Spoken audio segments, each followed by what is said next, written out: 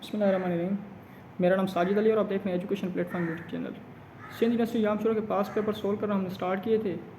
Last lecture में हमने पढ़े थे 2015 का जो पास पेपर था उसका पार्ट 1 पढ़ा था, और आज के इस लेक्चर में हम 2016 का जो पास पेपर उसका पार्ट 1 डिस्कस करेंगे, यानी पहले जो 50 MCQs हैं वो डिस्कस करेंगे। देखिए तरीक़ेकार वही है, पहले सिनोनिम फिर एंटोनिम वगैरह यही चीज़ें पूछी जाती हैं इंग्लिश में भी। तो सिनोनिम की अगर बात करें तो पहला लफ्ज़ है डायर। डायर का मतलब होता है संगीन। अब देखें, अर्जेंट मीन्स जल्दी, और ट्रेटर मीन्स गद्दार। फोर्टराइट, फोर्टराइट का मतलब ये होता है कि संगीन। तो डायर का जो सही जवाब होगा वो क्या होगा? फोर्टराइट। अच्छा, उसके बाद है रिफॉर्म। तो रिफॉर्म मीन्स टू इम्प्रूव। तो रिफॉर्म का मतलब क्या होता है? इम्प्रूवमेंट। पनिश मीन्स सज़ा देना, डिस्ट्रॉय मीन्स तबाह कर देना। तो प्रिविलेंट, प्रिविलेंट का मतलब होता है कि फैला हुआ, तो वाइड स्प्रेड। उसके बाद मिलाइन, मिलाइन का जो सही जवाब है वो क्या है? सिलेंडर, क्योंकि मिलाइन का मतलब होता है कि बदनाम करना। सिलेंडर का मतलब यही होता है कि फॉल्स स्टेटमेंट देकर किसी को बदनाम करना। अच्छा, उसके बाद है ओमिट। तो ओमिट मीन्स टू निगलेक्ट, किसी चीज़ को बाहर कर देना या निकाल देना। उसके बाद करेक्ट एंटोनिम लाइसेंस। तो लाइसेंस मीन्स टू अलो। तो एंटोनिम इसका क्या होगा? रिस्ट्रिक्शन, यानी किसी चीज़ को रोक देना। कॉन्ट्ररी, कॉन्ट्ररी का मतलब होता है कि बरअक्स। तो urban means person who lives in a city, यानी who is a citizen. Agreeable means जो राज़ी हो किसी चीज़ पे। अनप्लीजेंट यानी जो खुश ना हो। तो कॉन्ट्ररी मीन्स बरअक्स यानी किसी के खिलाफ, एग्रीएबल मीन्स किसी से राज़ी। तो डिनाउंस, डिनाउंस का मतलब होता है कि मुलामत करना, तो उसका होगा सही कमेंड। अच्छा, उसके बाद अटेन। टू अटेन मीन्स हासिल करना। तो अटेन का जो अदर वर्ड होगा, यानी अगर एंटोनिम की बात करें तो वो लूज होगा। टायरलेस यानी जो थका हुआ ना हो। ब्रोक मीन्स टूटा हुआ। ड्राइविंग मीन्स ड्राइव करता हो या कर रहा हो। एक्सहॉस्टेड, एग्जॉस्टेड मीन्स जो थका हुआ हो। Choose the correct preposition. अब यहाँ देखें, his mother died dash dash cholera. उसकी माँ किस में मरी? कालरा में मरी। इन ऑफ या इट। अब एक चीज़ जो जहन में रख लें, अगर कोई भी चीज़, कोई भी बंदा या कोई भी जानवर वगैरह किसी बीमारी की वजह से कोई बंदा मर जाए, तो जो बंदा किसी बीमारी की वजह से मर जाएगा तो उसके लिए हम क्या लफ्ज़ इस्तेमाल करेंगे? उसके लिए हम इस्तेमाल करेंगे हमेशा प्रीपोजिशन ऑफ इस्तेमाल करेंगे। लेकिन अगर कोई किसी हादसे में मर जाए, यानी मसलन एक्सीडेंट वगैरह में मर जाए, तो उसके लिए हम इन इस्तेमाल करेंगे। मसलन his mother died dash dash accident, तो his mother died in accident होगा। Hopefully you have got that point. अच्छा, उसके बाद है 12। He went to school dash dash foot. By foot, at foot या ऑन फुट।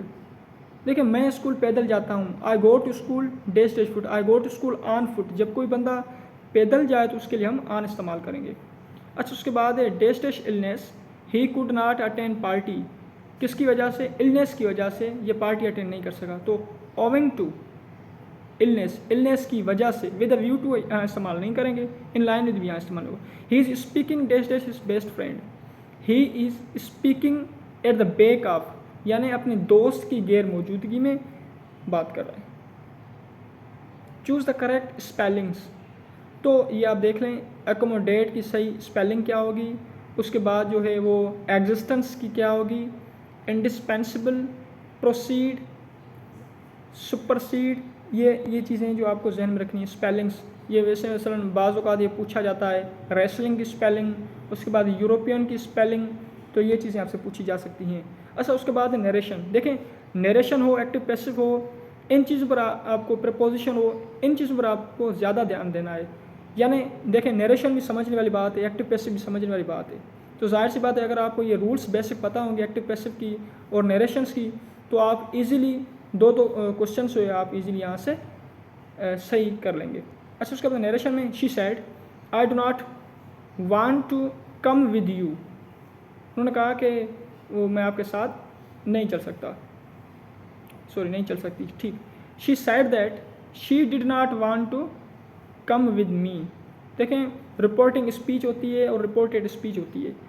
अगर रिपोर्टेड स्पीच पास्ट में हो और रिपोर्टिंग स्पीच जो हो वो प्रेजेंट में हो तो हम रिपोर्टिंग स्पीच को भी पास्ट में कर देते हैं। तो ये कुछ रूल्स हैं आपको ध्यान में रखने। She said I had been gardening for 2 hours. उन्होंने कहा कि वो 2 घंटे से गार्डनिंग कर रहे हैं। अच्छा, she said that she had been gardening. देखें, पास्ट परफेक्ट जो है कंटिन्यूस, तो ये चेंज नहीं होता, तो इसी वजह से वो सेम ही रखते हैं। Choose the correct meanings of underline words. सही माना देखें, please turn down the music. अब यहाँ टर्न डाउन का मतलब क्या होगा? Turn down means to held और टू इंक्रीज या decrease. Please turn down the music, मेहरबानी करके आवाज़ को कम कर दें। They set off together in small car. अब इसका मतलब क्या है? बेगिन अ जर्नी, यानी उन्होंने अपनी जो जर्नी स्टार्ट की किसमें? एक छोटी सी कार में। 25 the traffic was held up by road. अब यहाँ हेल्ड अप का मतलब क्या होगा? हेल्ड अप का मतलब होगा डिलेड, यानी ताख़ीर हुई उसमें। उसके बाद correct voice. The teacher always answer the students questions. समझिए कौन सा जो है ना टेंस कौन सा है? The teacher always answers students questions. अब ये प्रेजेंट सिंपल टेंस है। The students questions are always answered by teachers. 27 the team will celebrate their victory tomorrow. Their victory will be celebrated by team tomorrow, या the victory will be celebrated by the team tomorrow, ये भी सही होगा। Recognise words which are underlined. देखें ये कौन कौन से अल्फाज हैं जो अंडरलाइंड हैं। She is offering prayer now. अब ये देखें, ये नाउ यहाँ क्या होगा? तो ये नाउ यहाँ एडवर्ब होगा। He is the boy who scored 50। ये वही लड़का है जिसने 50 स्कोर किए, यानी हु कहाँ इस्तेमाल होगा? यहाँ हु जो इस्तेमाल हो रहा है वो प्रोनाउन है, एडजेक्टिव नहीं हो सकती, एडवर्ब भी नहीं है। Wow his brother is back after 3 years। Wow, इसका भाई 3 साल बाद वापस आ गया। तो ये क्या होगा? वाओ। तो यहाँ वाओ जो है ये साइन ऑफ एक्सक्लेमेटरी भी दी हुई है, तो इसी वजह से ये इंटरजेक्शन होगा। जनरल नॉलेज जीके की बात करें, sword of Allah is the title of. Sword of Allah किसका टाइटल है? खालिद बिन वलीद। इंजील वाज रिवील्ड ऑन हज़रत ईसा अलैहिस्सलाम। देखें, तौरेत हज़रत मूसा, ठीक है, उसके बाद ज़बूर हज़रत दाऊद, इंजील हज़रत ईसा और कुरान मजीद हज़रत मोहम्मद मुस्तफ़ा सल्लल्लाहु अलैहि वसल्लम पर नाज़िल हुए। 33 विच battle laid down foundation of Mughal rule in India. Mughal rule जब इंडिया पे आया तो किस वजह से, किस बैटल की वजह से आया? तो पानीपत की लड़ाई। ये इब्राहिम लोधी और बाबर के बीच में हुई थी, जिसमें बाबर ने इब्राहिम लोधी को शिकस्त दी थी। याद रखें 3 बैटल्स हुई हैं पानीपत की, ये सवाल आपसे पूछे जाते हैं। अच्छा, उसके बाद में 34 लास्ट मुग़ल एम्परर वास बहादुर शाह ज़फ़र। बहादुर शाह ज़फ़र जो थे वो आखिरी मुग़ल एम्परर थे, मुग़ल सल्तनत के बादशाह थे, ये भी कह सकते हैं। 35 Pakistan national movement was founded by. Pakistan की नेशनल मूवमेंट किसने चलाई? चौधरी रहमत अली ने। उसके बाद रियल नेम ऑफ बी अम्मा वाज, तो ये मोहम्मद अली जोहर, शौकत अली जोहर की अम्मा का नाम क्या था? असली Abadi Bano Begum. 37 Shalimar gardens are located in. Shalimar gardens कहाँ लोकेटेड हैं? तो ये लाहौर में है।